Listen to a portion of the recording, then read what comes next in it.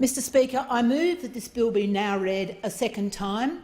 I acknowledge my colleague, the member for Ryan, who will be also seconding the bill and speaking for a few minutes towards the end.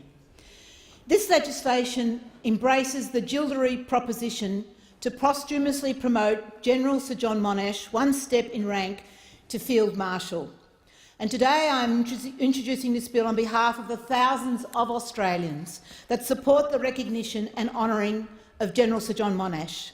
This includes many of my colleagues in this House. It has been a long-running campaign launched by the Honourable Tim Fischer at the Sydney Institute in 2008, and today I acknowledge the work of the Saluting Monash Council, including its chair, Tim Fischer, Lieutenant Colonel John Moore, Michael Hedbury, Dr Judy Landau and many others. But why am I bringing this to the House?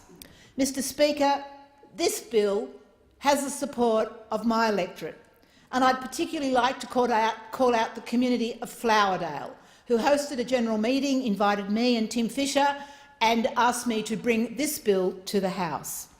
It also has national grassroots support, with over 72 veterans signing up to join the support. And if ever there was a time when we as a nation need role models, it's today. But the final reason I'm bringing this to the House is to acknowledge and thank Mr Tim Fischer, my constituent, and as my role as a Member of Parliament to represent my constituents in this House. And as Tim Fischer has said, it's never too late to right a wrong. It is never too late to salute a military leader and an outstanding Australian citizen who received no Australian government awards post 11 a.m. on the 11th of November 1918. Mr Speaker, the first purpose of this bill is to posthumously promote, by one step in rank, to Australian Field Marshal, namely General Sir John Monash of Melbourne and Jerilderie. And this carefully drafted bill does this, but has safeguard clauses to ensure it will not open floodgates for other promotions.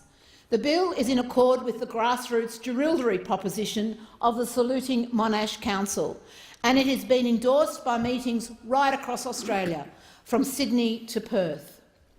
But it's not the first posthumous promotion. There are a number of precedents, and I'd particularly like to note that in 1915 the Australian Army posthumously promoted Brigadier Henry Normand McLaurin one step in rank.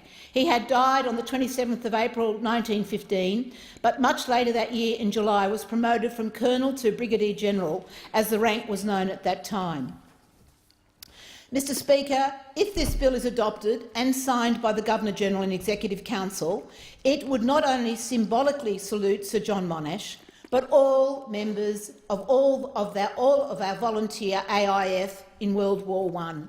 And I believe it would give the people of Australia a wonderful role model to aspire to.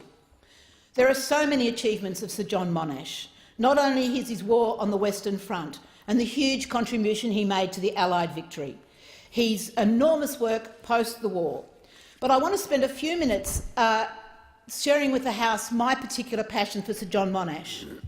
I was a very young 4-year-old when the electricity got turned on in the Indigo Valley, an isolated farming community so far from everywhere. And I was with my father, and he told me how my grandfather, had fought in the First World War. And after the war, this wonderful engineer came back, and he was responsible for the State Electricity Commission of Victoria. And consequently, numbers of years later, in our little isolated village, we had electricity. So Dad told me the story of Grandpa and his fight in the First World War. He told me the story of my grandfather returning to Australia after the war, becoming a surveyor and making a huge contribution to Australian community. And Dad said to me, "Cathy, and that's your job. You've got to leave the world in a better place." And I know that Monash did that. He was an amazing engineer, and regularly when I go down the Hume Highway and go to Benalla and we cross the Monash Bridge, and there's a lovely little plaque there, I think of the amazing contribution engineers, scientists, technology people make to our community. So that's really why I want to have this bill debated in the House and brought to a vote, because it will give to all Australians an opportunity to learn about sacrifice, about skill, about leadership, about victory, about returning home, about resilience, and making our community a much, much better place. So before I pass on to the seconder, I just want to say a couple of words about Parliament stepping up, because surely there is some controversy in the wider community about this activity. But this is a decision for the Australian people to make and for Parliament to make, and the timing is now. On the 11th of the 11th, 2018, just 2.5 weeks away, we will commemorate the 100 years of the end of that war to end all wars. So surely now is the time for a national discussion about what leadership looks like, about what sacrifice looks like, and about what real resilience looks like. And I can think of no one better than Monash to lead us in that discussion. So in bringing forward my bill to the House, I want to finish with a quote from Major General Arthur Denaro from former commandment, Royal Military Academy in Sandhurst.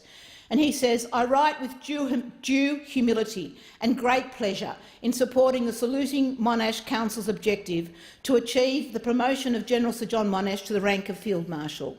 So there's no doubt that Monash is one of Australia's greatest soldiers, a commander whose performance on the battlefield far outstrips the performance of other allies right across the world. But he was Australian. He was a multicultural Australian. He was a man of great courage.